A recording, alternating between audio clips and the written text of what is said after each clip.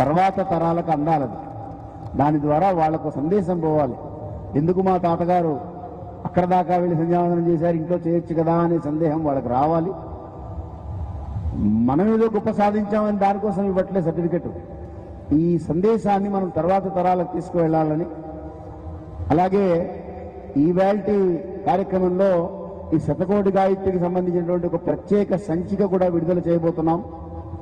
అసలు ఈ మన ప్రయాణం ఎలా సాగింది, శతకోటి గాయత్రి అనేటువంటిది సంస్థ ఎలా నిర్వహించింది, అంచెలంచెలుగా ఎలా ముందుకు వెళ్ళాం, ఏ విధమైనటువంటి వనరులను సమకూర్చుకుంటూ వచ్చాం, ఏ విధమైనటువంటి ప్రణాళిక రూపొందించాం, అందులో జపతుల యొక్క అనుభవాలు ఎలా ఉన్నాయి, ఎంతమంది ఏ విధంగా, అందరివి పెట్టలేం కాబట్టి కొన్నే పెట్టాం, కానీ కార్యక్రమం అంతా ఎలా సాగింది అనేటువంటిది సంపూర్ణంగా ఆ సంచికలో మీకు అందించబడుతుంది. వాళ్ళు విడుదలైన తర్వాత మీ అందరికీ కూడా ఆ సంచికలో కాపీలు వస్తాయి.